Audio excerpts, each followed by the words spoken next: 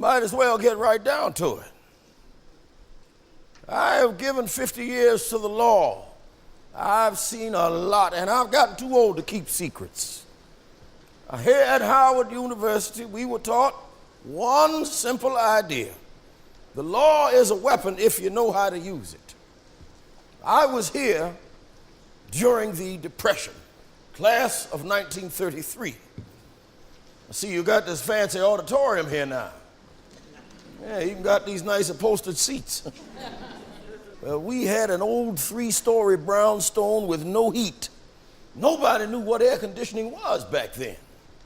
I would take the train over from Baltimore every morning, arrive at Union Station. Some days I'd walk past the United States Capitol on my way to class.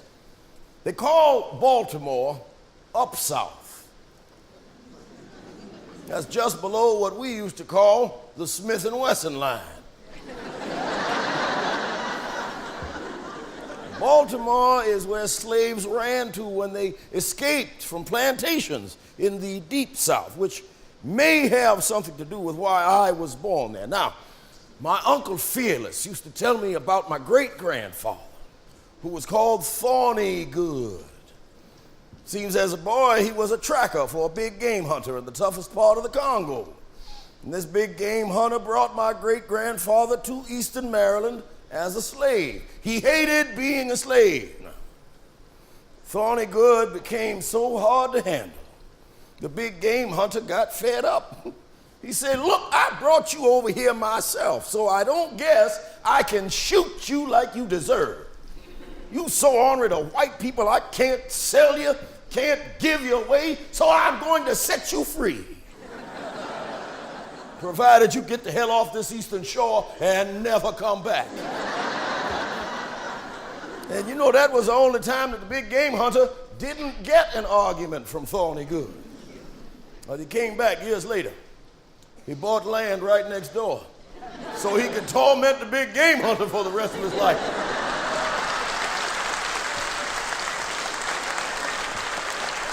My grandfather's name was Thurgood Marshall. He had a grocery store on the corner of Dolphin and Division. Grandma Annie Marshall was the lady of the store. You know, one day the electric company decides to put a power pole right out in front of the store. Well, when the workmen come with a court order, Annie Marshall takes an old cane-back kitchen chair out on the sidewalk, plunks herself right down on the spot. She sat there for 4 days and 4 nights till she got her way. They say Grandma Annie's was the first successful sit-down strike in the history of Maryland. My mother's father's name was Isaiah Olive Branch Williams. We came back from the Merchant Marine, you know, started a family, Avon and Avonia, a boy and a girl named after Shakespeare's river. Den Media Marquetta for the family store. My mother, Norma, for Bellini's opera. And my uncle, Fearless, for the way he glared at his daddy right after he was born. Well, you see, as a boy, I came to understand that 2 things marked my family: distinctive names and extreme stubbornness. My parents named me after my grandfather, Thurgood. Thorougghgood. Well, by 2nd grade, I got tired of writing out all those letters. I cut it to Thurgood. I was born in 1908, the year that William Howard Taft was elected president. Also, the year that Jack Johnson knocked out Tommy Burns. Oh yeah, Negro was the heavyweight champion of the world. You know what happened the very next day? Well, they went right out looking for the great white hope to take back the title. Yeah. Now, there were race riots in Springfield, Illinois, the home of Abraham Lincoln. 89 Negroes were lynched that year. And that's when they started the NAACP, the National Association for the Advancement of Colored People. How many of you have heard of Homer Adolph Plessy. Anyone? Oh, very good. Yes, very good, very good. All right now, for those of you that don't know, after the Civil War, Homer Plessy and Negroes in the South were free to vote, sit wherever they damn well pleased. And then in 1890, Louisiana passed a law that ordered all rail companies to provide separate accommodation for white people and for colored people. Do you know what they called it? An act to promote the comfort of passengers. Now, Homer Plessy decided to challenge this law by taking a seat in a whites-only coach just outside New Orleans. He refused to move to the colored car. They arrested him, hauled him down to criminal district court. Homer Plessy said that this segregation law violated his rights under the 14th Amendment to the Constitution. Now, Judge John H. Ferguson didn't see it that way. He fined him $25. Homer Plessy refused to pay the $25 fine. He and his lawyer took it all the way to the Supreme Court of the United States. The case was called Plessy v. Ferguson. Very good, very good.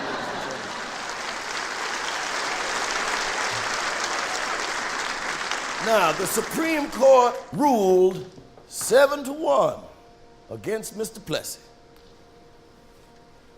I want you to listen here to what the justices wrote. The 14th Amendment could not have been intended to enforce social equality.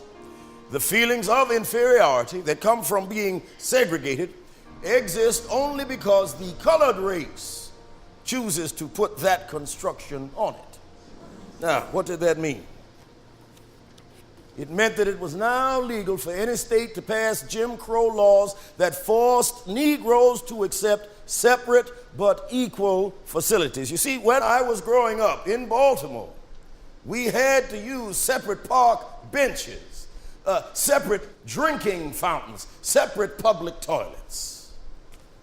Now, if you want to understand my story, don't forget that name, Homer Adolph Plessy.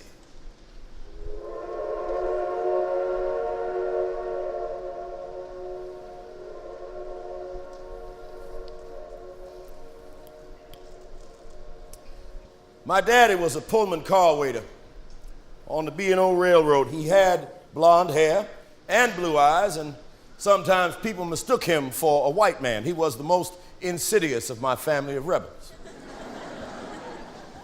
He taught me how to argue and debate. He challenged my logic on every point, even when we were discussing the weather. Now, he didn't have much schooling. He was angry, and he was a drinker. But somehow he became interested in the law. His hobby was to go downtown and sit in the back of the courthouse. Some days he would carry me with him. And when we came home, he would knock back a few shots of whiskey and test me on the cases at the dinner table. We would have the most violent arguments you ever heard. Now, the man had his own way of making his points. He'd say things like, "Oh, that's mighty black of you." Or he'd say, "Must be a white man in the woodpile." Now, one day, he sat me down. He said, "Thurgood, anybody ever calls you nigger, you have business with them right then and there. You either win or lose right then and there." I got an after-school job working for Mr. Schoen, a Jewish gentleman who ran a fancy dress shop over on Charles Street. One afternoon, he sent me to deliver a big pile of hats during the rush hour. So I go to get on the trolley, a woman pushes past me, and then I feel a hand grab the back of my collar, and this white man pulls me off the trolley. "Sir, I'm just trying to get on the damn car." He says, "Nigga, don't you push in front of white people." So quite naturally, I start swinging. Well, the man smacked me to the ground, trampled all over the hats. A policeman came over, hauled me down to the station. So now I have to call Mr. Showman. He comes over to the jail. I'm crying by this time. I'm apologizing for the damage to the hats. He says, did that man really call you nigger? I said, yes, sir. He sure did. Thurgood, never mind the damn hats. You did the right thing.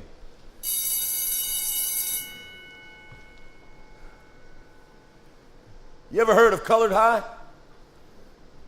Colored high? Well, that's all right. That's where I went. Yeah. Same place my mother went to school. I had this habit of always saying whatever was on my mind, and so I would end up in arguments. And one day, my teacher says, in front of the whole class, Thurgood, you are disputatious. Then she hands me a copy of the Constitution of the United States, sends me down to the furnace room to memorize some part of it. This was her special punishment for me. I was sent to the furnace room so often, by my senior year, I knew the whole thing by heart.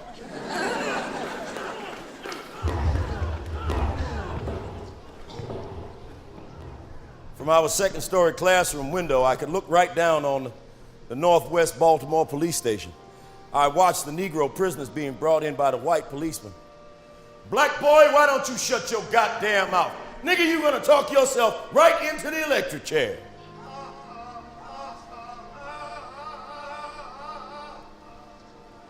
To this day, I can't get it out of my mind. The sound of cops beating the hell out of those prisoners. Well, anyway, my mother was dead set on me getting a college education, so I had to earn some money. My Uncle Felix got me a job as a dining car waiter on the B&O. They gave me this uniform. Pants was about 6 inches too short. Well, I go to the steward to see if I get a longer pair, you know. He says, don't you know it's easier for me to find a shorter nigga than to find a longer pair of pants? Why don't you scrooge down in them? So, you know, I scrooched down in them, see? And I became a pretty good waiter. I bet I'm the only one here who can bone a trout on a moving train without putting any in the customer's lap. Well, I arrived at Lincoln College with a comic book in my back pocket and a highly cultivated interest in the female gender. I was pinned to 7 co-eds, all at the same time. Yeah, I'd already decided that I was going to become a dentist, and I was never going to lift anything heavier than a poker chip. And then one day, we went into town to see a movie, and after we bought our tickets, they told us we had to go around the back, up the stairs, sit in the colored balcony, the crow's nest. I'll tell you something, if enforcement hadn't been such a problem, they would have made up a rule that said white folks get to laugh first. Anyway, we asked for our quarters back. They refused. We got angry, tore down a bunch of curtains, broke a door, ran like hell. We were kind of pleased with ourselves. But that night, I could not sleep. I lay there in bed thinking, now, am I going to go through life being humiliated because of the color of my skin? One of the boys was named Langston Hughes. Yes, Langston Hughes. Oh, he was already writing poetry. Lincoln was an all-Negro college with all-white professors. Langston, he was a fighter.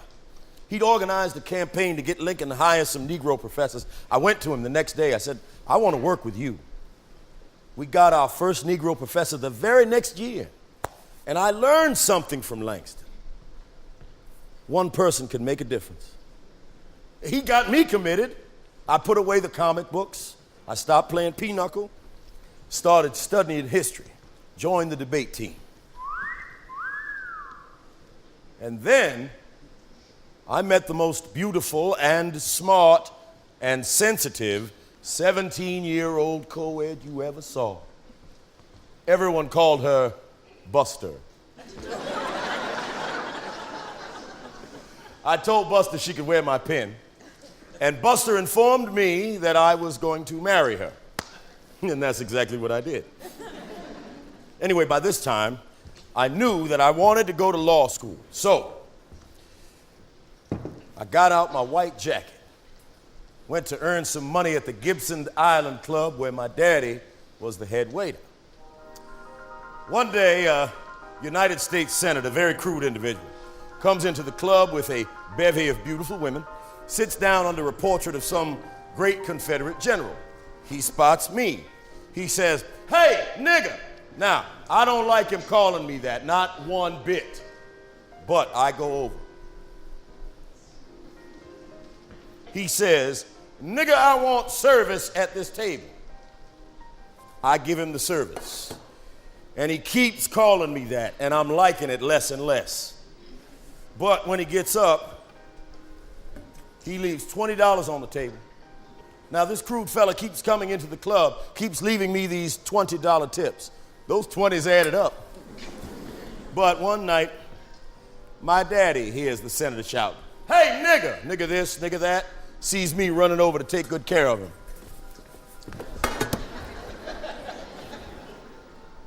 Well, you know my daddy's blue eyes were on fire.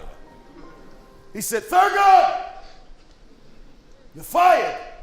You are a disgrace to colored people."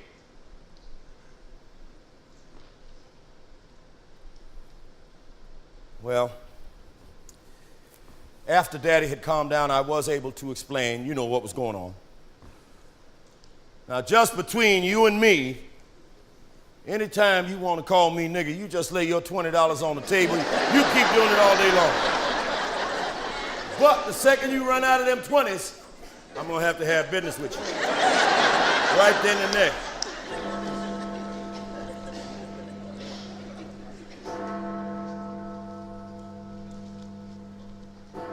The University of Maryland Law School was just a 10-minute trolley ride from our house. And even though we paid our taxes in Maryland, they would not accept my application. And the Plessy decision meant they didn't have to. I told Mama, one day I am going to get even. Now, the only other choice was right here at Howard University. And do you know what they called Howard in those days? The Dummies Retreat. Now, I hadn't earned enough money, waiting tables, and I didn't find this out until many years later. My mother took the bus downtown, pawned her engagement ring and her wedding band so that I could come here. Charles Hamilton Houston took over the law school at Howard the year that I arrived here. Charlie Houston was smart as a whip, handsome as a movie star. He had been an officer in the Army in World War I, and he was the first Negro editor of the Harvard Law Review. Charlie Houston stormed into class that first day, wearing his Phi Beta Kappa key, slammed the door behind him. Take a look at the man on your right. Now take a look at the man on your left. Understand this, 2 of you will not be here next year. I am here to make Howard the West Point of Negro leadership. Think about this. There are 160,000 white lawyers in America. There are less than 1,000 Negro lawyers. And we are going to change that. I want you to learn what your rights are under the Constitution, regardless of how they've been interpreted by the courts, and use the law to obtain justice. When you go into a courtroom, you cannot say, "Please, Mr. Court, have mercy on me because I am a Negro." You will be in competition with a highly trained white lawyer, and if you expect to win, you'd better be better than he is. Now, if I give you 5 cases to read overnight, you read 8. If I say 8, you better make it 10. You go that step further, you just might make it. No one had ever challenged me that way before. And now, here was a great human being saying, "Shape up or ship out." Well, I was not going to ship out. Some days, I would take the trolley across town to the Supreme Court building, stand on those steps, read those words carved in stone: equal justice under law. I'd go inside. I'd stand in the back of the chamber and I'd listen to the great lawyers like John W. Davis, the one they called the lawyer's lawyer. He would speak in those smooth southern tones, get all 9 justices right in the palm of his hand. I tell you, I could stand there and feel in my bones the power and the majesty of the law.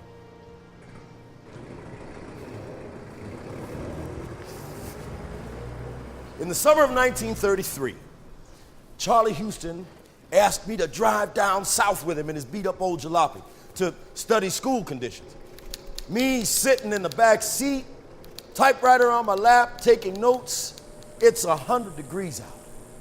We're not allowed to eat in restaurants now. We pack our lunch. One day, I'm sitting under a tree, and this little boy comes over, and he's hungry. So I offer him half my sandwich, but he keeps staring at this really beautiful orange, which on this hot afternoon I'm really looking forward to. I hand him the beautiful orange. The next thing you know, the little boy is biting through the rind. He's smashing the orange in his face. Stop that! What do you think you're doing? Stop that! Well, now, the little boy is frightened. He's crying. Charlie comes running like we've been attacked by the Klan. I'm sorry, Charlie. I was looking forward to that orange all afternoon, and look around you, Thurgood. You see that sharecropper shack? You see that doghouse school? Look, dirt floors, no windows. Do you see any electricity? This little boy has never seen an orange before. You're embarrassing yourself, and you're embarrassing me.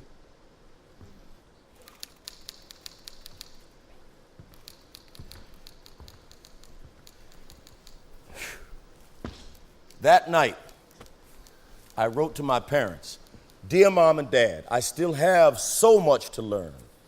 Professor Houston says a lawyer who is not a social engineer is a social parasite. And this is God's truth." See, Charlie started talking about different ways to take on segregated schools. There were 2 ways. One way was to go directly into the courts, challenge it head on, arguing that segregation is unconstitutional. The other way was to use the Plessy decision, separate but equal, to insist that the states provide truly equal schools for Negro students. We call that Jim Crow Deluxe. So how do you start? Charlie decided that we would start with university graduate schools. Find someone who wasn't afraid to stick his neck out, wouldn't be intimidated.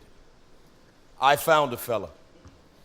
His name was Donald Gaines Murray.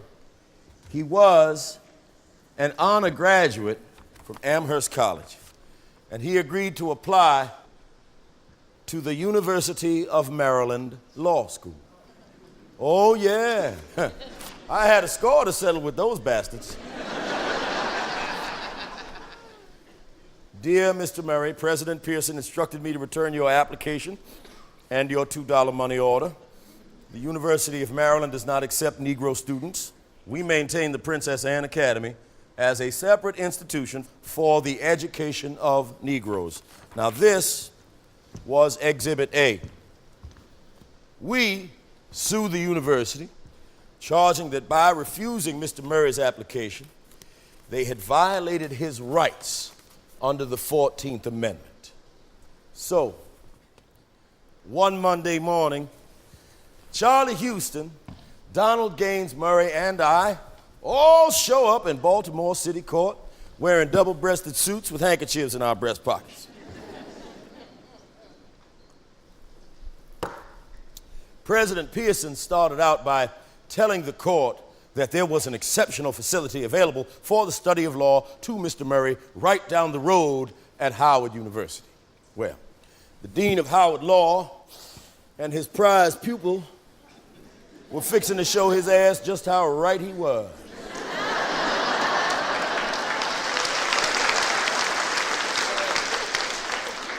President Pearson, it is true, is it not, the University of Maryland does not admit Negroes.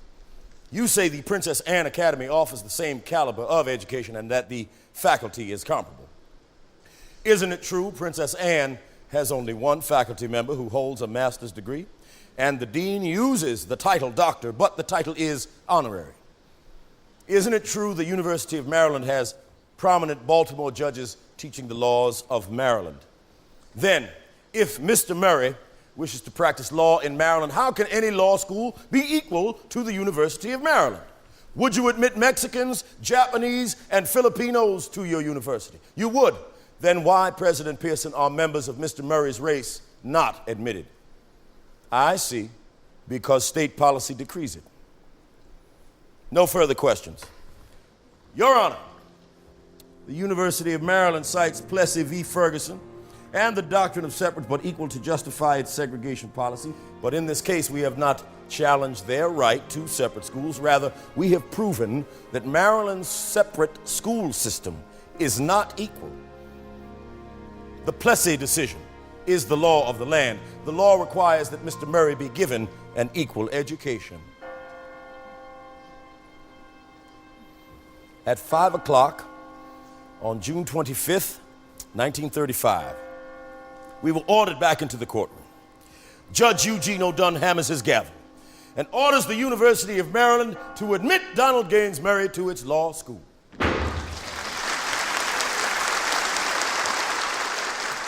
You see, like Charlie Houston said, the law is a weapon. Now, I know this was just one little tiny crack in the great wall that stood between the Negro and the promised land, but that didn't stop me and Charlie Houston from booting up a few. Oh, we closed quite a few saloons that night. Oh, yes, we did. Oh, I forgot to tell you, my mother was a school teacher, a very fine school teacher. And, you know, it used to make me so goddamn mad when I would think that my mother, unlike white teachers, was required to scrub the floors of her classroom every night. And do you know what she was paid? She was paid 40% less than white teachers. So we decided to take it to court. Now, this was my first case on my own. I was nervous. They didn't see Negro lawyers in court in those days. And when I invoked the 14th Amendment, this hard-ass judge looked down on me and said, "Lawyer, do you have a copy with you?" "No, Your Honor. But I can tell you what it says.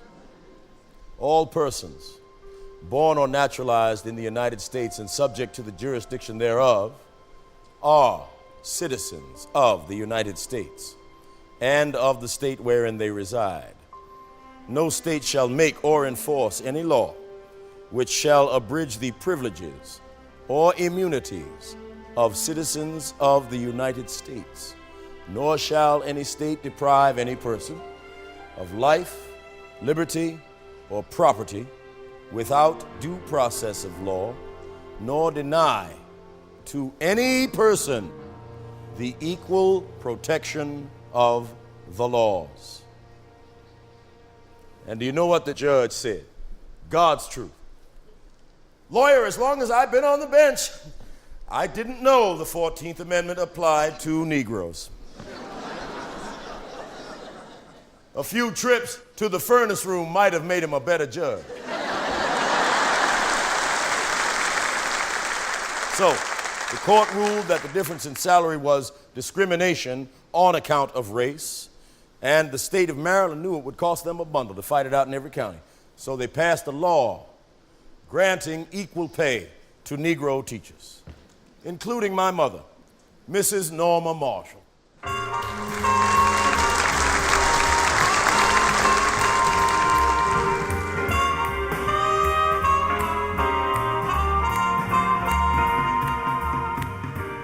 New York City. Oh, Charlie Houston offered me $200 a month to come work with him at the legal department of the NAACP. I grabbed it. Buster and I moved up to New York, found ourselves a nice little apartment in Harlem. You know, our offices weren't very fancy. You had to walk around the wine hose to get through the front door.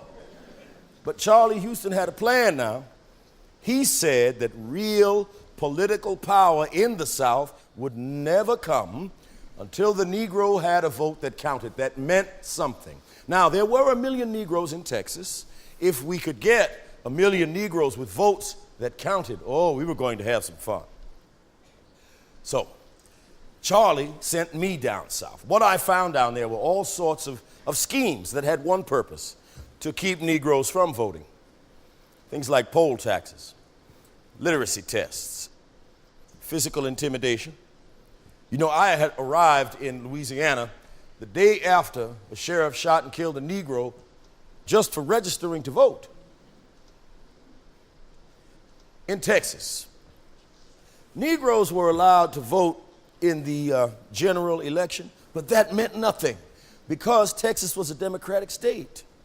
Whoever won the Democratic primary automatically won the general election, and Negroes were not allowed to vote in the Democratic primary. See, that really fired me up. Oh, let's welcome these fine people here. Let's give them a warm welcome.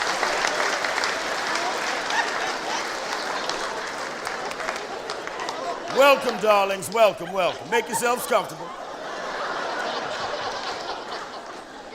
These people will be going down to the furnace room later, ladies and gentlemen.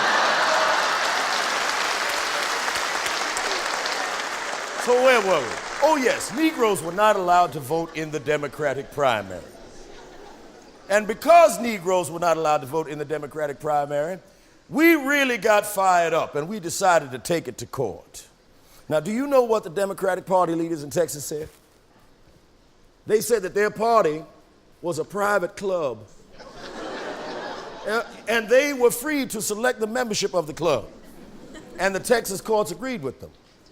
But 1 year later, just 1 year later, the Supreme Court of the United States agreed to hear our appeal in the case. The case was called Smith v. Allwright.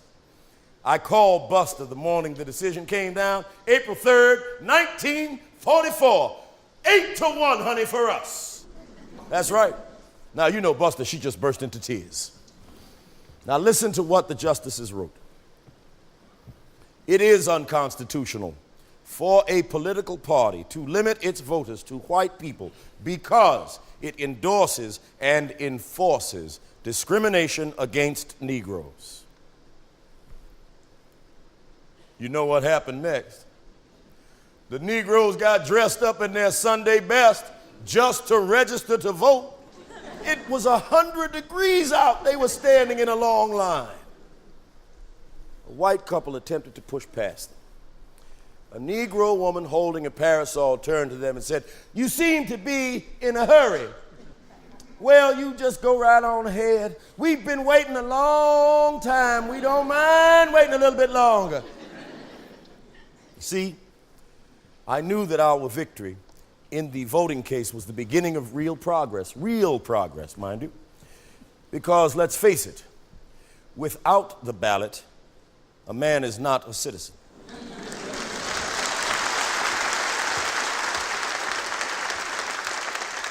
But you know, I also knew something else.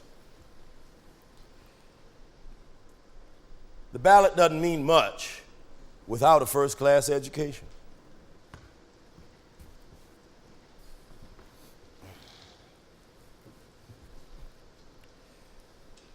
Now, you know, people used to say that the reason that white people didn't want to open up the schoolhouse door is because it leads straight to the bedroom door. Now, do I need to tell you that that other door has been open for a mighty long time? Back in Baltimore, I used to watch kids playing ball in the streets together. They'd separate to go to school. They'd come out of school. They'd play ball in the streets together. It made me wonder, well, why do they have to be separated at school? See, I came to believe the children sitting alongside one another, learning in the same classroom, that was the best hope for our country. And that's when I decided to go down to Clarendon County, South Carolina.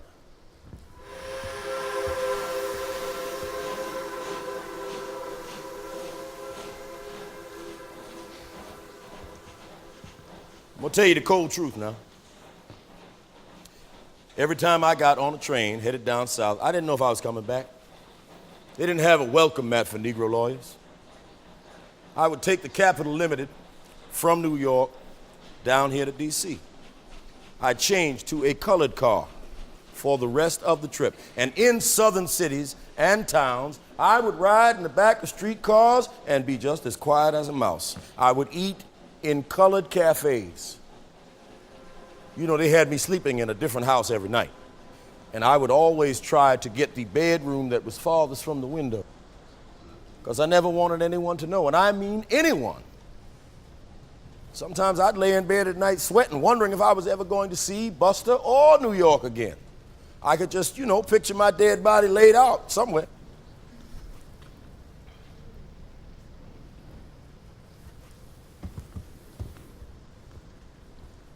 Tell you a story. One time we were defending two Negroes on a murder charge in a race riot in Columbia, Tennessee, right near the birthplace of the Ku Klux Klan. Now the word was out that if we even tried to sleep in that town, they'd kill us. So we drive 45 miles every night to Nashville. So one night we're leaving town just after sunset. I spot 3, 4 state police cars. They pull us over. They say they have a warrant to search us. I'm at the wheel. The sheriff says, "Okay, boys, check out the trunk." I tell my people, say, "Don't let them plant something on us." Well, it was a dry county. And lawyers, everybody knows lawyers are going to drink. But believe it or not, we didn't have any whiskey in the car. The sheriff says, "Search this nigga lawyer." I say, "You have a warrant to search me?" He says, "No."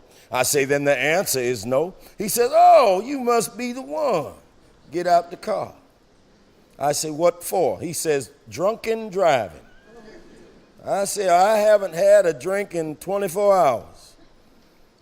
They shoved me into a police car between two beefy deputies holding shotguns. They drive off.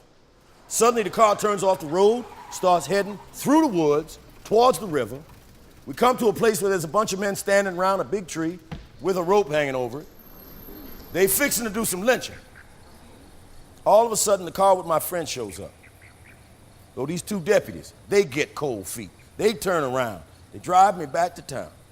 The streets are completely empty. Hell, everybody's down by the river. So the sheriff says, "Okay, nigga, the magistrate's in that building over yonder. You go ahead on." I say, "You're not going to shoot me in the back while I'm escaping, are you?" He says, "Oh, smart ass nigga." Takes me over. The little magistrate, 5 foot nothing. He says, "What's up?" I say, "Well, we got this here boy for drunken driving." I say, "I am not drunk." He said, "You want to take my test?" I said, "Well, what's your test?" He said, "I'm a teetotaler. Never had a drink in my life, but I can smell liquor a mile off. You want to take a chance? Come on, blow your breath on me." Well, I blew my breath so hard I rocked him.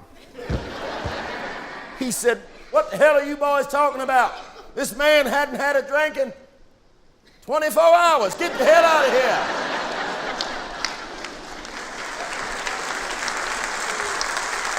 Well, didn't I get myself on the fastest goddamn train out of there?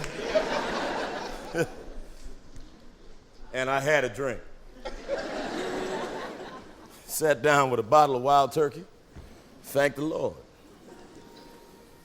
And I thought about all the Negroes who stayed behind because they were the real heroes. I met this preacher down there.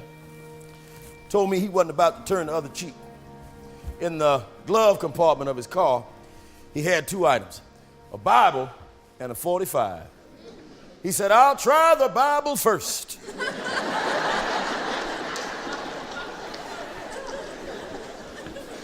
Yeah. Like I told you, I was on my way to Clarendon County, South Carolina. Now, the superintendent of schools down there had refused to provide a bus for the Scotts Branch School. It was a little one-room schoolhouse. We called them doghouse schools. Harry Briggs was a garage mechanic who fought during World War II. His 7-year-old son had to walk 5 miles to school every day. So Harry Briggs filed a complaint charging the school district with violating his son's right to an equal education. The very next day, the garage owner fired Harry Briggs, and we took on the case. Now, our case simply asked for separate but equal school facilities. But a judge called Wadey's Waring, Judge Wadey's Waring, rare Southern maverick, he surprised us. He challenged us to argue the larger question: were South Carolina's segregated schools legal under the Constitution? You see, Judge Waring had forced our hand. So now, instead of taking on one little school board, we were challenging the sovereign state of South Carolina. The governor of South Carolina, James F. Burns, said he would spend millions to improve Negro schools, but he would never integrate. This took us to a 3-judge court in Charleston where we would have to prove that segregation actually did harm our clients.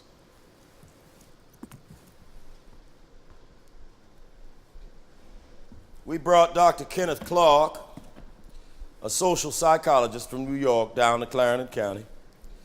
He got off the train with these. Dr. Clark went to the Scotts Branch School carrying a court order and the 2 dolls. Tell me, son, what color is this doll? And what color is this doll? Which doll looks most like you? Which doll would you like to play with?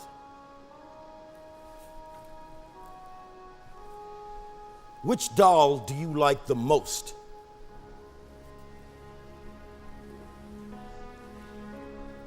Which doll don't you like?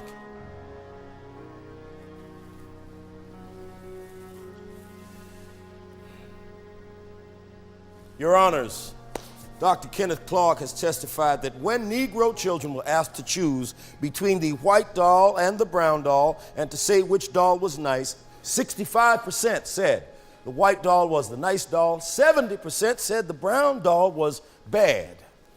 Every one of our tests shows an unmistakable preference for the white doll and a rejection of the brown doll. This overwhelmingly suggests segregation has a detrimental effect on the personality development of Negro children. They, like other human beings who are subjected to an inferior status, are irreparably harmed. And consider the moral confusion of the white children. The white child sees the same people who teach him about democracy also teach him to discriminate. Governor Burns tells us he will spend millions to improve Negro schools in the future. He says all we ask for is time.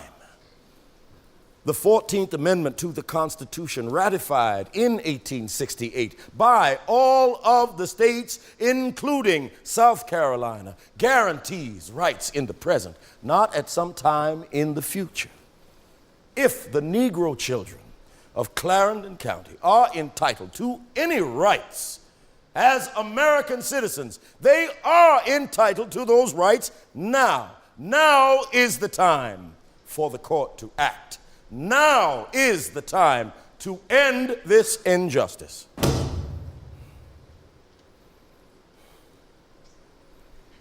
Well, that 3-judge court acted all right. Judge Waring voted for us. The other 2 slammed us, ruling for South Carolina, citing Plessy v. Ferguson. They said having separate schools for black and white children did not violate the 14th Amendment, and the state should be granted more time to make schools equal. It just hit me in the gut, because I thought we were going to win. I really believed we were going to win. You know, the newspapers were crowing. Keeping school children segregated was going to save America. So while South Carolina took its time, Negro children would suffer every day, day after day after day in those doghouse schools. I have to tell you, sometimes I get a little bit weary of trying to save the white man's soul.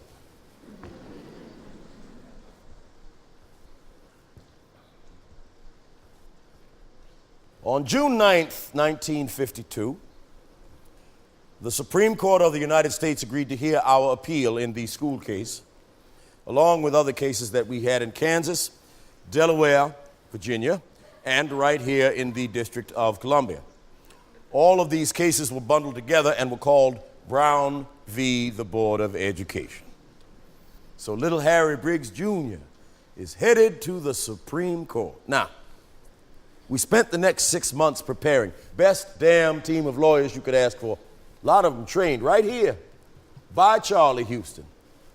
But you know, many Negroes thought we were wrong going to the Supreme Court, challenging segregation head on. They said if we lost, we'd be back in the ditch for another 20 years.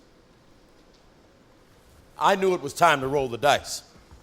Brothers and sisters, this is 1952. 300 years since we were first brought here on slave ship. Nearly 100 years since the Emancipation Proclamation. Do you want to wait forever? If we don't challenge segregation head on now, we are going to continue getting what we've been getting, separate but unequal. Now, the NAACP made a decision to strike down segregation. I say we will go where we said we would go. I say, damn the torpedoes, let the Supreme Court decide. Do you know who Governor Burns enlisted to represent South Carolina? None other than John W. Davis, the lawyer's lawyer. Now, Davis believed the law was on his side. He said, it is wrong for 9 men in Washington to tell a man in South Carolina who his daughter has to sit next to in school.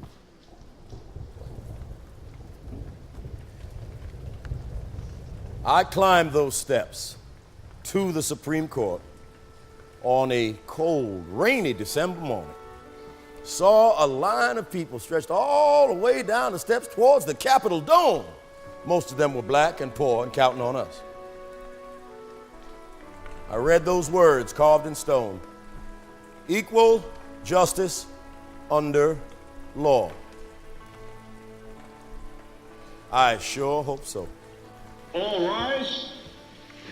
The Honorable, the Chief Justice and the Associate Justices of the Supreme Court of the United States. Oyez, oyez, oyez. All persons having business before the Honorable, the Supreme Court of the United States, are invited to draw near and give their attention, for the court is now sitting. God save the United States and this honorable court. May it please the court, I speak on behalf of Harry Briggs Jr. and the Negro school children of Clarendon County, who have raised their attack on the validity of the South Carolina Code that says it shall be unlawful for pupils of one race to attend the schools provided for persons of another race. In the lower courts, we produced unchallenged experts who testified that segregation destroys the self-respect of Negro children and stamps them with a badge of inferiority.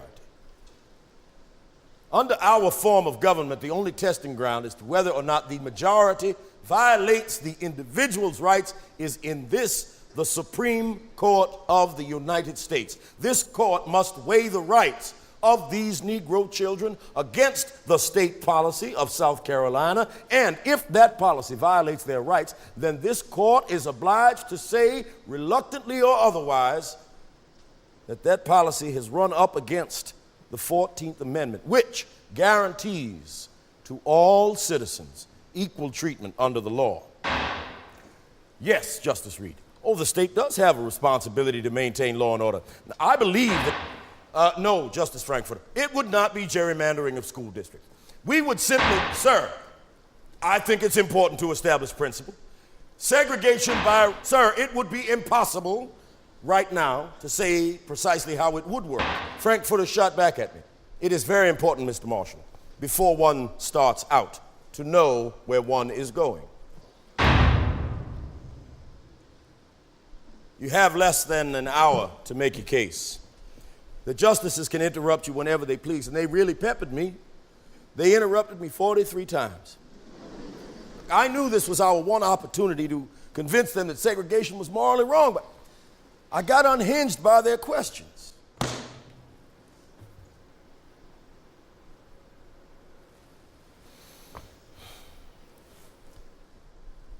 John W. Davis had argued 138 cases before the Supreme Court, more than any other lawyer in history except for Daniel Webster.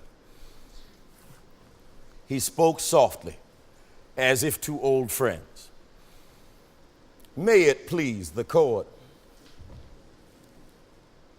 The resolution proposing the 14th Amendment was proffered by Congress in June 1866. 1 month later, the same Congress proceeded to establish separate schools for the races right here in the District of Columbia, and from that good day to this, the Congress has not wavered in the policy. So clearly, the Congress does not believe that the Constitution speaks against segregated schools.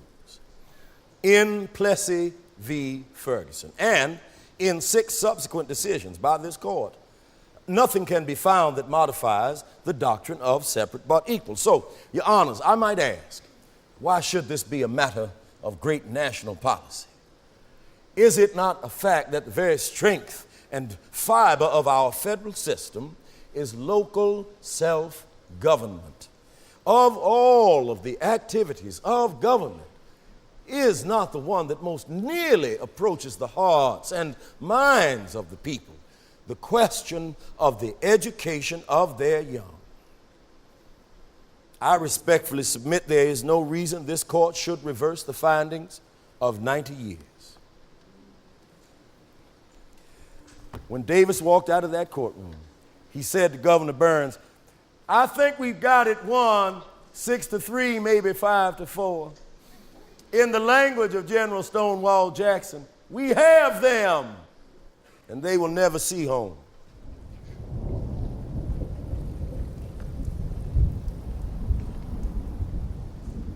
That night, I walked the streets in the rain, no hat, no coat, no pride, remembering the days when I had come over from Howard and stood in the back of the chamber, thought about all those people I saw lined up in the rain that morning.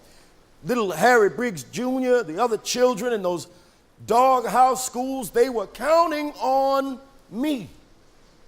Most important goddamn case of the century. What do? I get tangled up in their questions. It reminded me of something that Charlie Houston used to tell us. He used to say, the difference between doctors and lawyers is that doctors can bury their mistakes.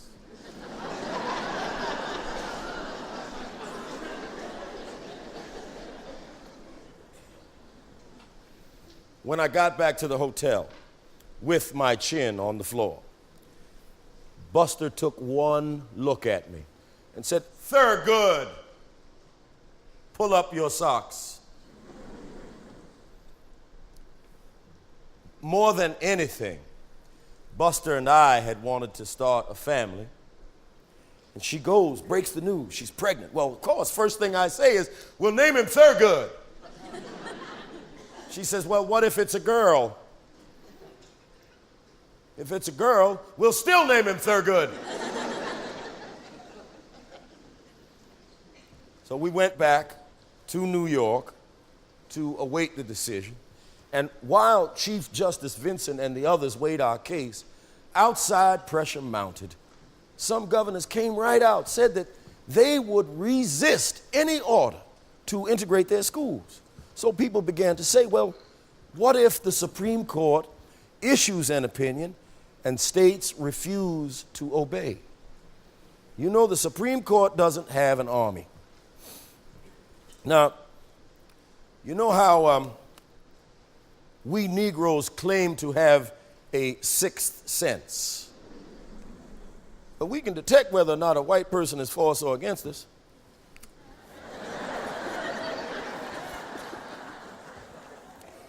Anyway, my sixth sense told me that Chief Justice Vinson was my enemy.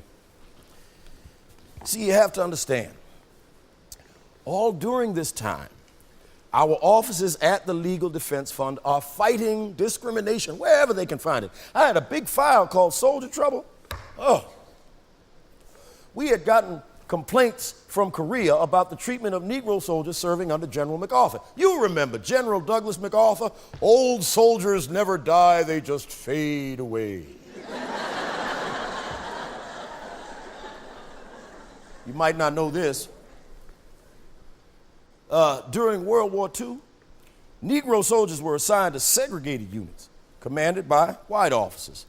And after the war, President Truman made a lot of people very unhappy. He signed an executive order that desegregated all the armed forces. General MacArthur just never got around to obeying it. So we had reports that 39 Negro soldiers from the 24th Infantry had been court-martialed for cowardice, disobeying orders, and 3 of them had been sentenced to life imprisonment in trials lasting less than 10 minutes. So the NAACP decided I should go out to Korea. I don't know, I guess they thought I was expendable.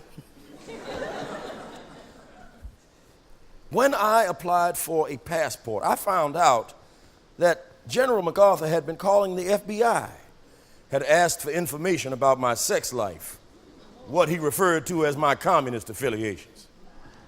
I got the passport, but the general and I weren't off to a good start. No, I knew men in the 24th Infantry, men like Lieutenant Leon Gilbert, who had 2 Bronze Stars, had led his 35 men up a hill called Bloody Ridge 3 times. He lost 30 of them. A white captain ordered him to go back up the hill with the surviving men. He said, "Sir, if I can't take that hill with 35, I'll never take it with 4. Well, 4 nights later, Lieutenant Gilbert was court-martialed and sentenced to death by firing squad. So now I finally get to MacArthur's headquarters in Japan. He comes in wearing a chest full of medals, sunglasses. He says, "Marshal, you ought to get over to Korea, get a look at some combat." See, I knew he thought I was expendable. I get to Korea. I'm riding in a Jeep with my escort, Colonel D.D. Martin. Shells start coming in on us now, exploding like hell everywhere. So people are running for cover. Colonel Martin dives into a ditch. He says, "Where is he? Where's Thurgood? Underneath you, goddammit." I don't need no instruction on how to run.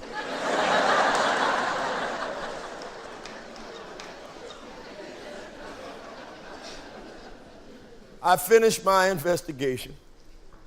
I go back to MacArthur. I remind him that the United States Navy has integrated. I also tell him it only took the Air Force 1 day to end discrimination. They gave an order. It happened. He tells me, well, at such time as I find Negroes who are qualified, they'll be integrated, and not before. I say, "General, I just spoke with a Negro sergeant who has killed more of the enemy than anyone in his command. He's not qualified?" "No," said the general. "General, you remember yesterday you had that beautiful brass band playing out on your parade ground. Why, yes, wasn't that wonderful?" "Yes, sir, General, it was delightful. I don't recall seeing one Negro soldier playing in that band." Now, just between you and me, God damn it, don't tell me you can't find a Negro who can blow a horn. Well, that's when he told me it was time for me to go. Now, everyone knows that war is hell. Everyone knows that. But in Korea, I found out what a special hell it is for brave men to fight and die overseas for freedoms they've never known at home. Now, we were able to get Lieutenant Gilbert's sentence commuted.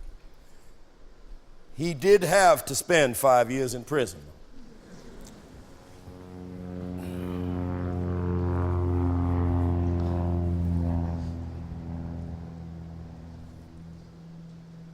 I was 6,000 miles from home when I got word from Buster that we had lost the baby. We had tried everything. It was our 3rd miscarriage.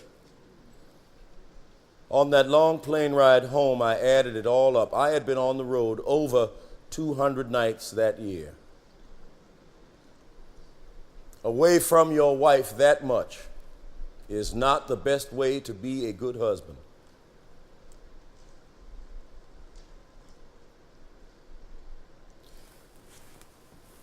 And then, a bombshell. The court ordered both sides to come back and re-argue the case, focusing on this question. What evidence was there that the framers of the 14th Amendment had contemplated that it would outlaw segregation in public schools? Now, I had clients on death row who'd been saved by a governor with a stay of execution. Now I understood how they felt. You see, we had a second chance. So, pretty soon, our offices were just filled with lawyers and scholars, all doing research on the history of the states that had ratified the 14th Amendment. And we were running out of money. I spent half my time on the phone, begging people for help. And then, one night at home, I noticed something. Buster, where are your pearl earrings? I sold them. You sold them? I sent the money to the NAACP. Look, I don't want you selling your jewelry. Thurgood, what if your mother hadn't sold her rings? Where would you be today? Buster had her own way of sending me to the furnace room.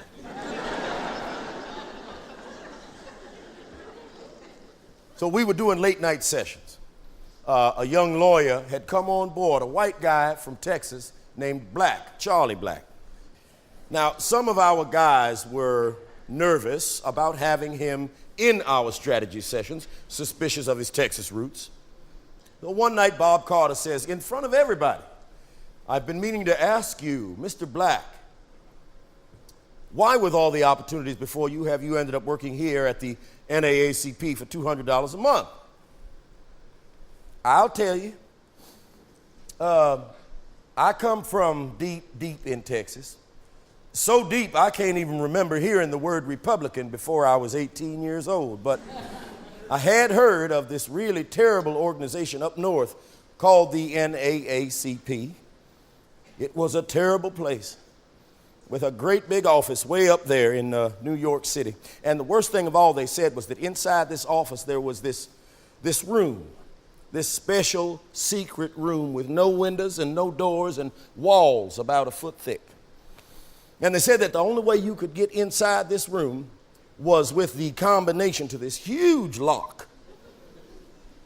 And they said that inside this room, that there was nothing but hooks on the walls, hundreds and hundreds of hooks. And do you know what they said was on each and every one of those hooks? Why, they said that on each and every one of those hooks was the key to the bedroom of a southern white woman.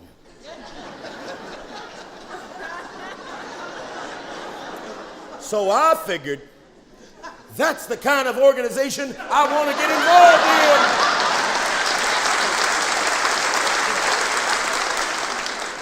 Oh, and then one more bombshell. A phone call at midnight that Chief Justice Vinson has died of a heart attack. So now we start trying to think, who is President Eisenhower going to appoint as the new Chief Justice? 4 days before the opening of the new term, we get our answer. It seems that Ike had made a deal at the Republican convention and promised the next vacant seat on the Supreme Court to California's governor, Earl Warren. Now, Warren was the man who, during World War II, sent 80,000 Japanese American citizens living in California to internment camps. Would he be your choice?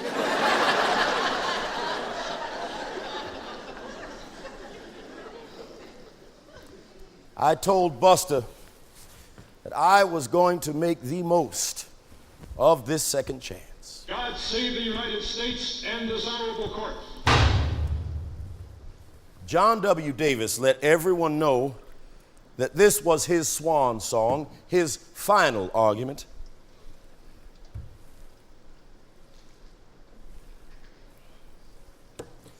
You could see the great esteem for him on the faces of the 9 justices.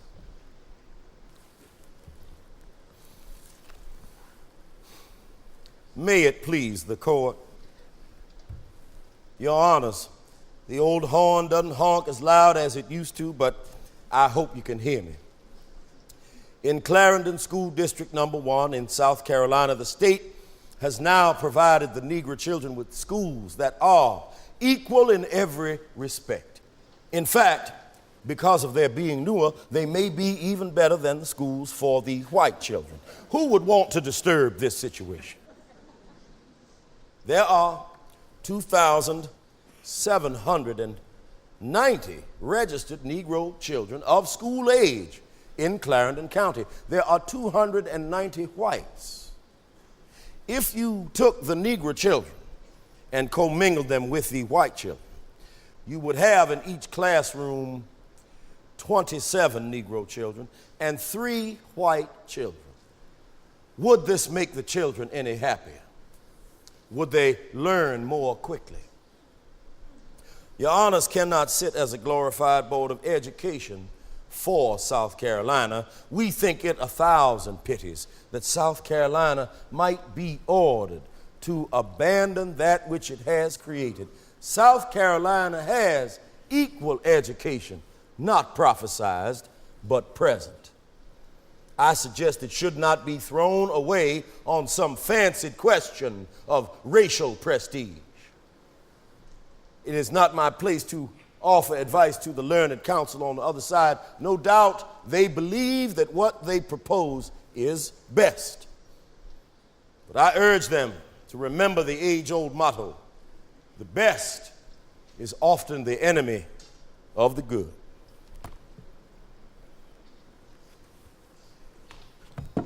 When he finished, the old man had tears in his eyes, and so did 1 or 2 of the justices.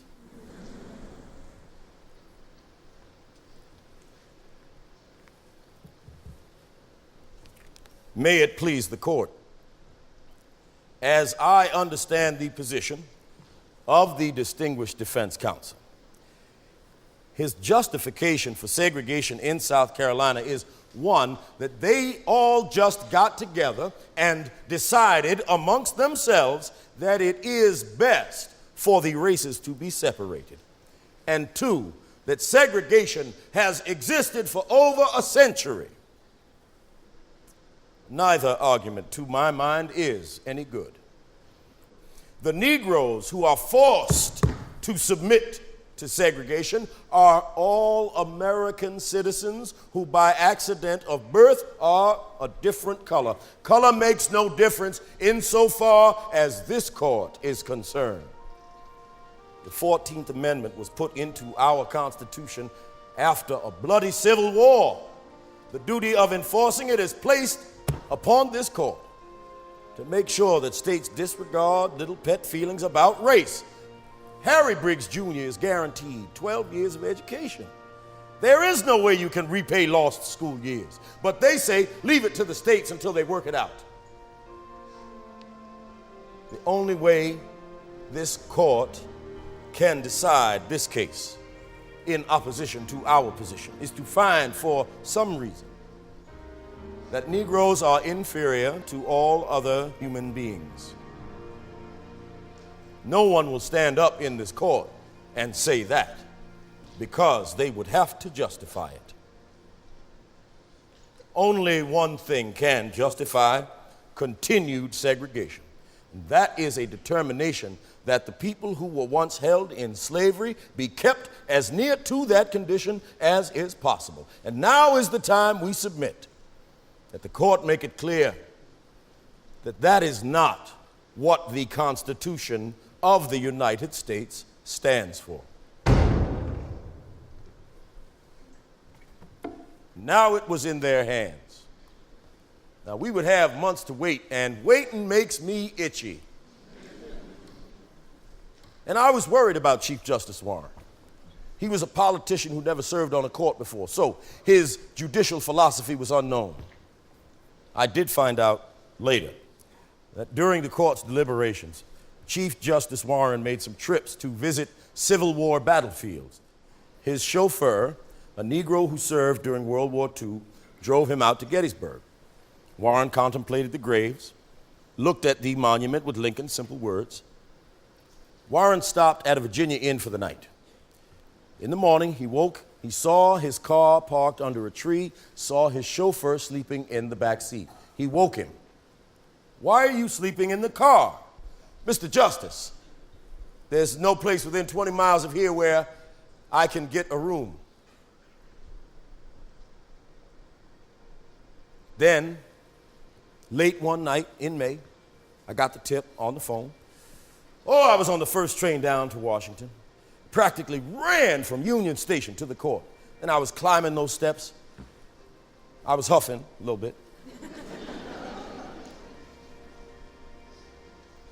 I stood in the back of the crowded chamber. I watched the 9 justices in their black robes file in. Chief Justice Warren opened a black leather folder.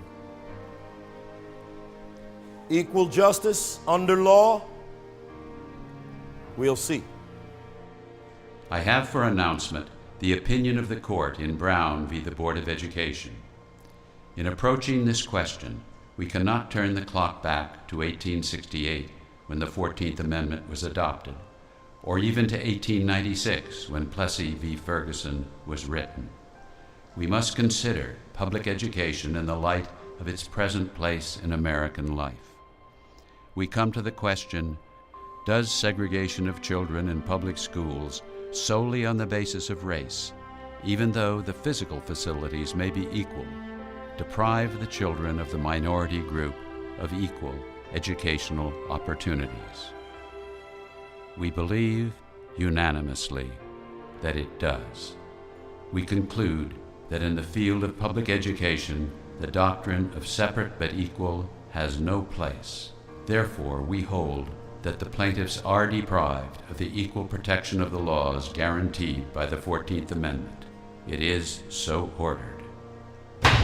May 17, 1954.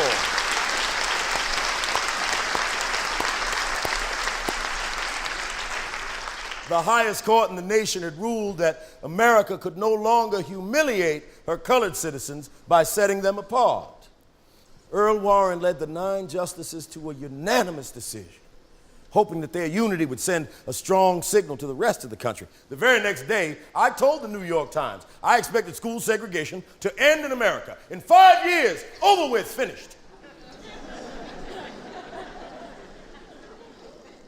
And then the governor of Virginia announced he would use every legal means to continue segregated schools.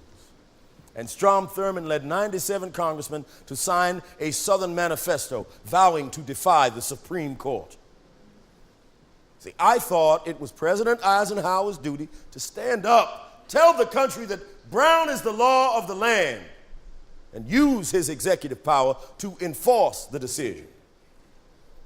But do you know what Ike said when they asked him what he thought about it? He said he didn't have an opinion one way or the other. If Ike had fought World War II the way he fought for civil rights, we'd all be speaking German today. And it meant that our country would have to go through a long, painful process. You know, there were bus boycotts and marches and sit-ins, and, you know, we worked around the clock getting people out of jail.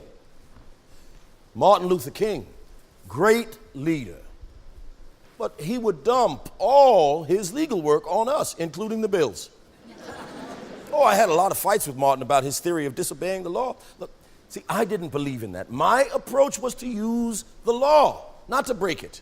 I told Martin, I said, you have 2 rights. You have a right to disobey the law. You also have a right to go to jail for it. And you know, Martin kept talking to me about Henry David Thoreau's theory of civil disobedience. I would remind him, Thoreau wrote civil disobedience in jail.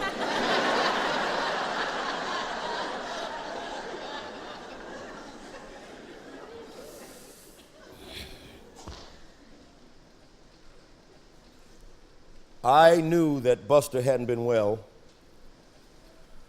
during the school case, but she had always insisted that she was well enough to, you know, come down here to Washington and be in court, except for the decision. She didn't make that trip. It was then, when she could no longer hide it, that I found out how sick she really was. She said she hadn't wanted to add to my burden. What kind of man has a wife dying of cancer and doesn't know it? She was gone in 6 months. Buster died February 11th. It was her 44th birthday. I had never been alone before. You know, my Uncle Fearless was gone. My daddy was gone. Charlie Houston was gone. So with Buster gone, well, I lost 30 pounds. Kept a bottle in my desk for company. I was rude, irritable. Nobody wanted to be around me. Eventually, I was able to pour myself back into my work. You see, the resistance to the school case meant that we had to pull up our socks, go into courtrooms all over the South. See, the decision gave us a precedent. We had our foot in the door. Now equal means integrated. We could challenge segregation in libraries and restaurants and public toilets. You see, when I was growing up in Baltimore, there were very few public toilets for colored people. So when you felt something, the best you could do was hop on the trolley for Home and Hope. I remember one day I got off the trolley, only made it as far as the front door of our house. You never forget something like that. All of these things, they happened too late for my mother and my daddy. But those old white-only signs in Baltimore were finally coming down. Well, now I'd say it's about 5 years after the Brown case. And I finally decided it's time for me to stop traveling 100,000 miles a year. You know, it's time for me to go into a big law firm. You know, do something that I had never managed to do. Make myself a bunch of money. I started seeing Cecilia Suyat, who worked in our office. Sissy had a sense of humor that really kept me in line. Soon we married, and before too long, she made me a very happy man. Along came Thurgood Jr. He was a boy.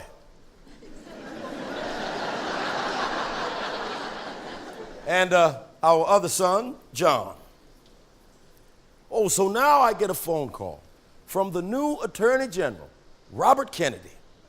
Tells me that President Kennedy has decided to make me a judge on the Federal Court of Appeals, second highest court in the country.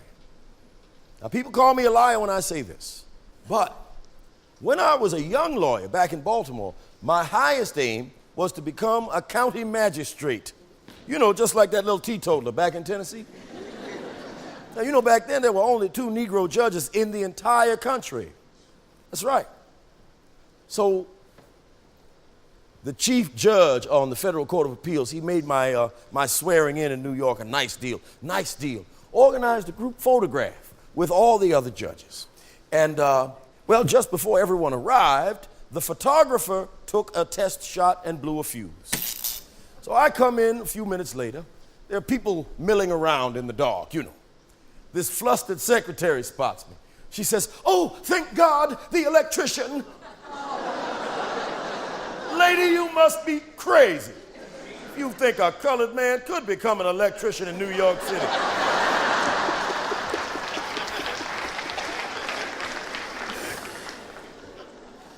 Well, at first, you know, I was the low man on the court, dealing with the least interesting cases, like taxes and corporate law. And I would get all of the Wall Street securities cases, because the other judges owned stock and had conflicts of interest.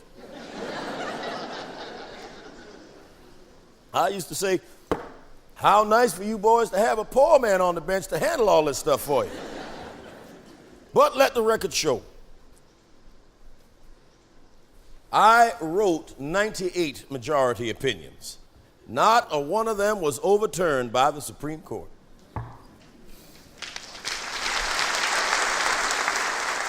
So one day I'm sitting in the judge's dining room. Bailiff comes in. Judge, Fred, I told you not to bother me while I'm eating. But Judge, the president wants to talk to you. The president of what? The president of the United States, LBJ. Judge Marshall, I want you to be the Solicitor General of the United States. Thank you, Mr. President. That is a great honor. I'd like some time to talk it over with Mrs. Marshall. Take as much time as you need. The next day, I get to the office. The phone rings. It's Lyndon Johnson. Mr. President, I thought you said I'd have some time. You had time.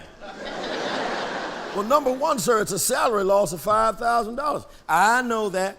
Number two, sir, I'd be giving up a lifetime job on the court. I know that. And finally, sir, I haven't got any money. I know that too. I've got your income tax report sitting right here in front of me.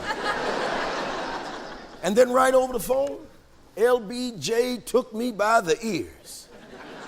Thurgood, I want people to go into the Supreme Court building and see a black man standing there in the solicitor's cutaway coat and ask the question, who is that Negro up there?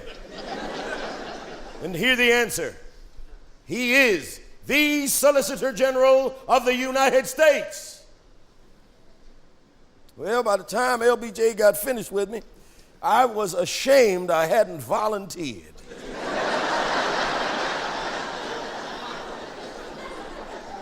So Sissy and the boys, we moved back down here to Washington. It looked like this old Pullman dining car waiter from Baltimore was about to become the highest ranking Negro ever to serve in the United States government.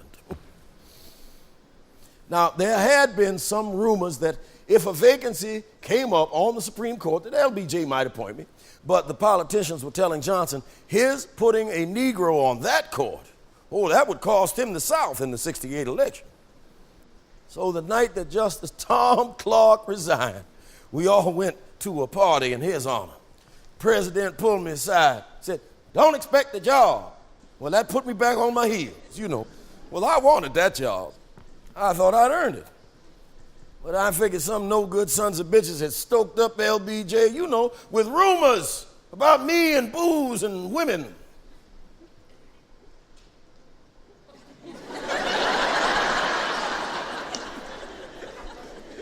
Anyway, the next morning he calls me over to the Oval Office. I figured to tell me why he's not appointing me. He says, you know, Thurgood, I'm going to put you on the Supreme Court. Thank you, Mr. President. Have you told Sissy yet? Well, how could I tell her? I didn't know anything. Oh, she'll be shocked. Well, goddammit, let's get her on the speakerphone. We'll break the news. So before you know it, LBJ's got Sissy on speakerphone. I say, hi, honey. She says, hi, Thurgood. Did we get the Supreme Court appointment?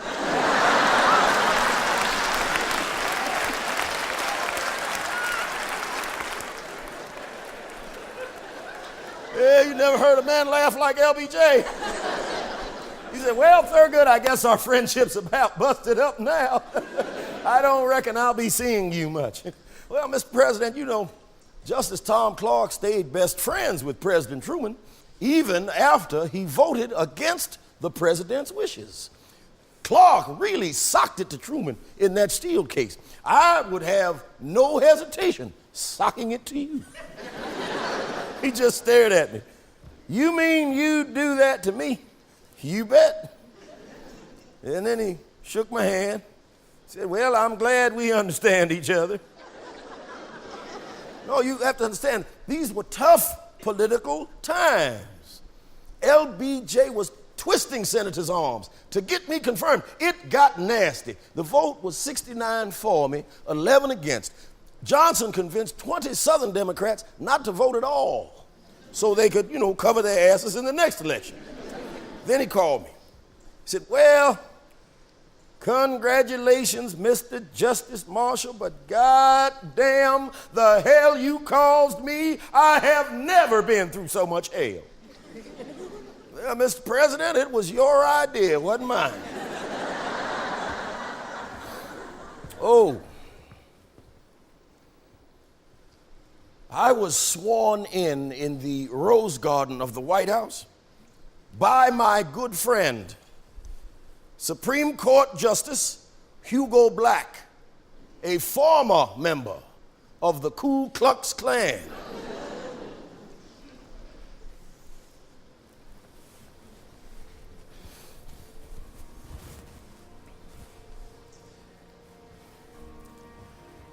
And you know, I would wear this robe for nearly 25 years. Now, the life of a justice, well, it's far different from the hurly-burly of the courtroom. You know, tell you God's truth, I missed the action at first. Oh, you know, you hear cases, you read briefs, you think.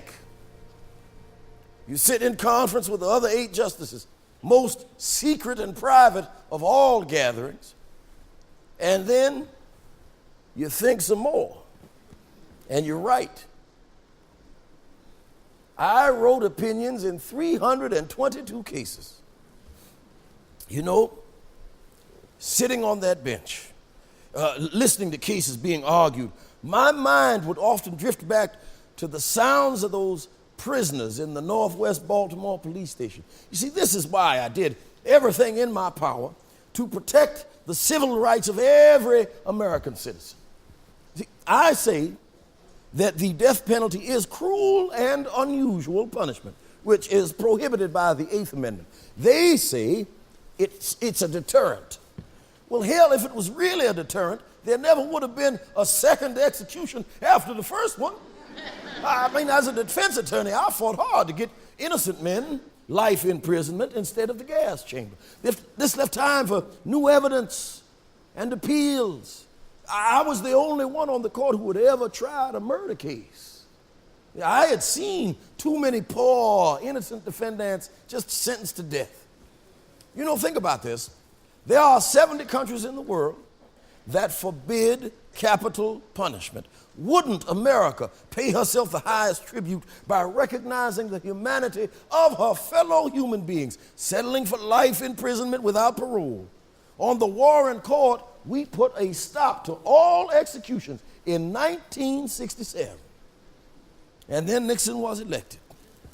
He was able to appoint 4 justices in just 4 years. So the execution started all over again. I was writing a dissent in every capital punishment case that came before us, but by that time, all the other judges had grown so close together, they were all peeing through the same quill. So I left instructions for my clerks to wake me at any hour. If a request for a stay of execution came through, I also told them, said, look, if I die, prop me up, keep on voting.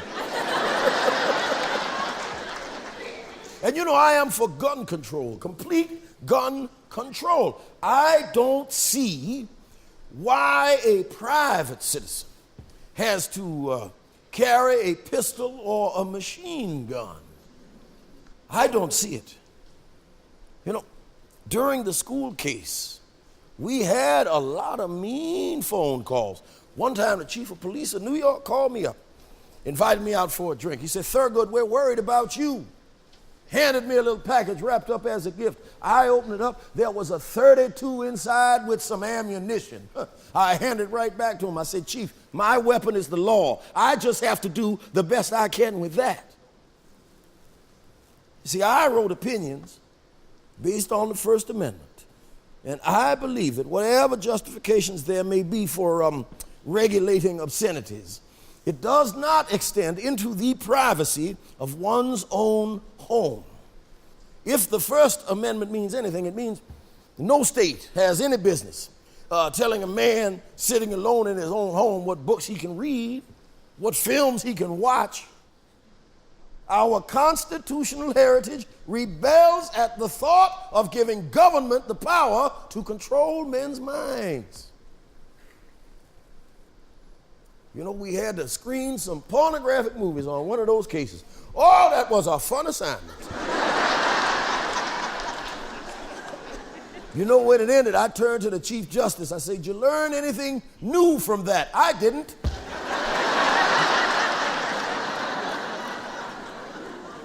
Yeah, you know, when you're appointed to the Supreme Court, it's a lifetime job. And presidents love to make Supreme Court appointments. They can't do that now unless there's an empty seat. Now, in the spring of 1970, I came down with a bad case of pneumonia. You know, bad case of pneumonia. Had to go into Bethesda Naval Hospital. Well, word had gotten out that I was much sicker than people realized. Well, a few weeks later, I was feeling better. Head of the hospital come in. He said, "Justice Marshall, we've gotten a request for a report on your condition, but I wouldn't dream of releasing it without your permission." I said, "Well, who wants it?" He said, "President Nixon." I said, "Well, all right, you go ahead, you release it, providing you write in great big letters at the bottom, 'Not yet, goddammit.'"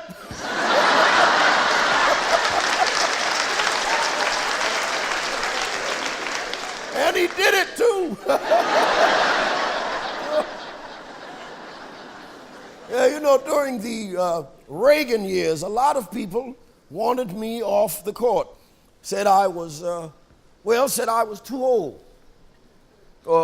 too liberal, too tipsy. Well, I tell them that I had accepted a lifetime appointment. I'm staying for life. I expect to die at the age of 110, shot by a jealous husband.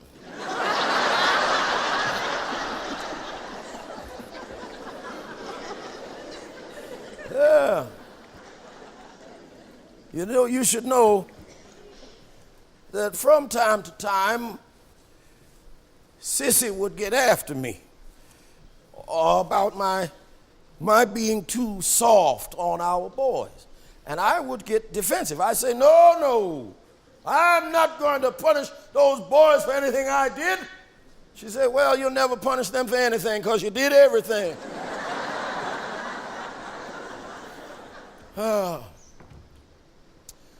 So one day, I took off my robe. It was to be my last day on the court, but nobody knew this. I walked around the bench, found myself standing on the same spot I stood when I argued the school case. I addressed my fellow justices. "May it please the court. I stand here with my son, Thurgood Marshall Jr., and my daughter-in-law, Colleen Mahoney. Honorable justices, I am here to vouch for their standing as lawyers and to recommend their admittance to the bar of the Supreme Court of the United States. Seated in the third row with Sissy is our other son, John, a United States Marshal, man of the law." Would that be bragging if I told you that was the proudest day of my life?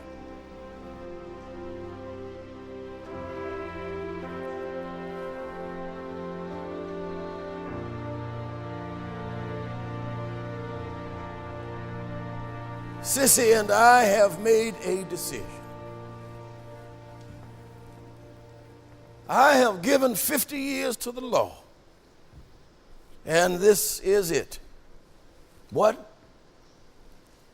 Oh, the most important. Well, 2 cases. Beating the white primary voting system in Texas, yes, Smith v. Allwright, and Brown v. the Board of Education. But the sweetest was getting Donald Gaines Murray admitted to the University of Maryland Law School. Oh, I was young, hungry for revenge. Say what? Oh, should a Negro replace me? Well, look, presidents hand out Supreme Court appointments. I don't. I'd be opposed to them picking the wrong Negro and saying, "Oh, I'm picking him because he's a Negro."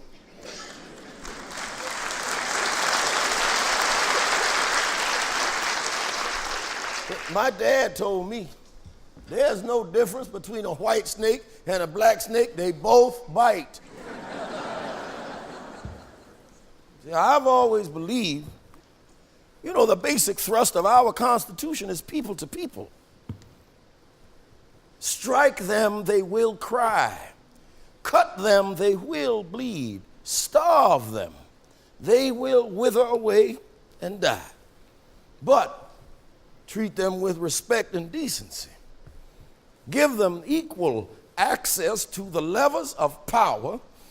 Attend to their aspirations and their grievances, and they will flourish and grow, and yes, join together to form a more perfect union. Well, yes, we understand how far we've come, but we also recognize how far we still have to go, don't we?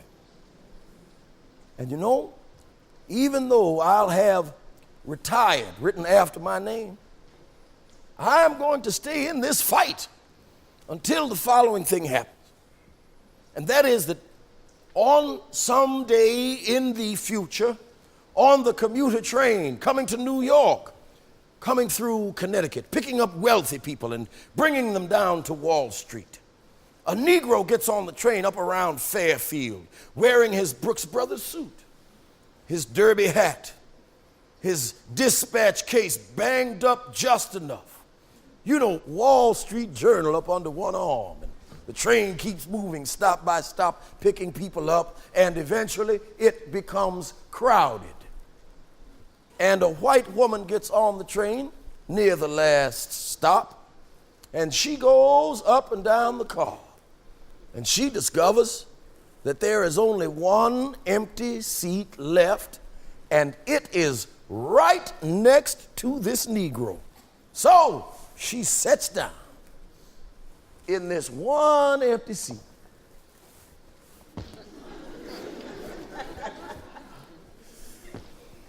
And finally she can't take it any longer.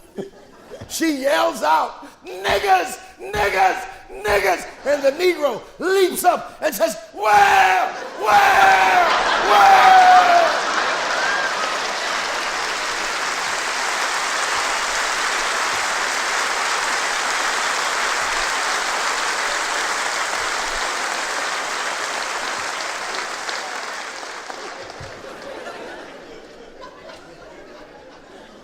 So, our country. Well, our country. Langston Hughes, my classmate, he said it pretty well. Oh, let America be America again. The land that never has been yet, and yet must be. The land where every man is free. The land that's mine, the poor man's, Indians, Negroes, me, whose sweat and blood, whose faith and pain must bring back our mighty dream again. Oh yes, I say it plain. America never was America to me. And yet I swear this oath, America will be.